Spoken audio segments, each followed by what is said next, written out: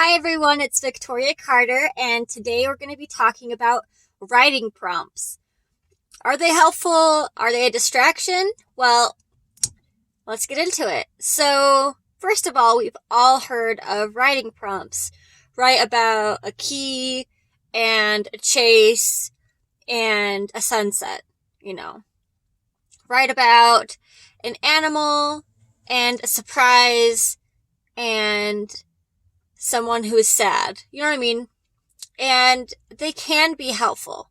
So some of the plus sides of writing prompts are, in my opinion, writing prompts are like coffee. I'm a big coffee drinker. I love me some coffee.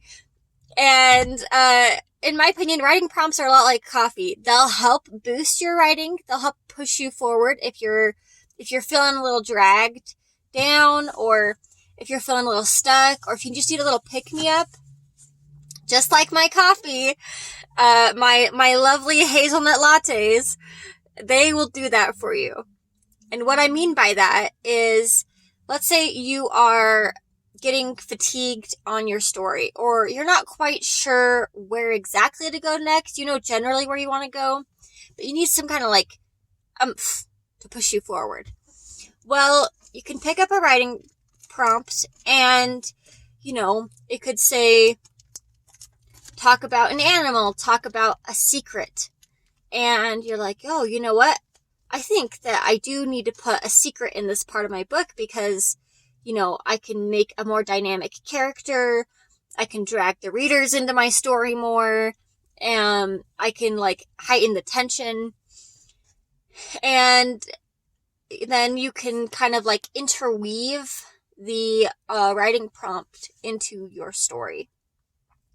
The other time that you want to use writing prompts is if you're having a hard time getting started at all, and it doesn't have to apply to your story. It can just be like, hey, I just need to sit down and practice writing, and I can't think of any ideas. I'm just going to write some writing prompts. So what I would suggest you do if you're in this situation, or you don't know what story to move on to next, you don't know what project to pick a few writing prompts and pick a word limit, 1,000 words or 800 words or something like that. Enough that you kind of understand where the story is headed, and do that for a week with the different writing prompts and see where it takes you. And then go back and read them all and decide, hey, I really liked this one. Or, you know what, that one really wasn't something I enjoyed. And then you'll have an idea of what you might want to do in the future. Now, some of the bad things about writing prompts, and some of the reasons why people stay away from them, I haven't picked up a writing prompt in a while, but now that I'm talking about it, I really want to. It's been a while. Because number one is why you shouldn't pick up a writing prompt is they are a huge distraction. Should you be writing right now? Yes. I'm writing a writing prompt. I'm writing. It's yeah, but you also need to finish your story. And you're already 50,000 words in. Probably should wrap that sucker up before you start a new project. So they can be a huge distraction. Number two, and I think that this one can also apply to anybody picking up a writing prompt, is they don't feel inspired by the prompt. They don't feel any kind of connection to it. They don't feel like it's going to improve their writing or be something that they're really interested in. And that's a big deal, because if you try to write something that you are not passionate about, it's going to bleed onto the page and it's going to become really dry and you're not going to be happy with it. And you also might feel like it's a waste of your time to do writing prompts because you're not happy with the end result. So some writing prompts that I think are really helpful, and there's a couple. So number one, if you want to create your own writing prompts, I would suggest the ones I've suggested in this video, write about a key, write about a lock, write about I said those ones because those are the most common ones I've come across. And ultimately, there's nothing wrong with something like that, but it's very flat. It doesn't give you a lot to work with, in my opinion. So if you're creating your own writing prompts, or actually I have a notebook just full of writing prompts. So if you're creating your own writing prompts, what I would do is, first of all, I would go type in tvtropes.com. This can be really helpful. So type in tvtropes.com and then write a trope or a couple tropes that you are really interested in. Things that you are drawn to when you pick up a book.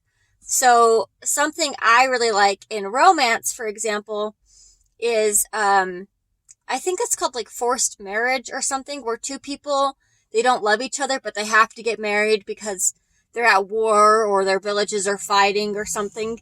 And then they fall in love. I love that so much. That's my jam. I love it. I'm like, oh, you have to be together, but you don't get along. And then you have to. It's so awesome. I love that so much. So what I would do is I would write that down. I know what it is, so I'd just be like forced marriage. And then I would write subversion. So subverting the trope might be, bringing in, like, maybe the girl is into the brother and not into the king that she had to marry. Or maybe the king, he's got this secret and he doesn't want anyone to know what it is. And he has to tell her the secret, like maybe he murdered somebody. And so she has to stick around with him. Otherwise, they're both going to get in trouble. I don't know. It's a subversion. So you just kind of can mess with it. So that's the number one I would say is go to TV tropes, pick some tropes you love, and then write subversion. And you're going to be way more passionate about something that you already like, and then you're turning it into something that's yours. Subverting tropes is awesome. Okay. Now the second thing I would say is, either type in to Google, like, list of positive attributes or list of negative attributes. One of the two. It's the same concept. It just, one might be easier to find than the other one. So what you're going to do is you're going to write an attribute. So selfish to selfless, or,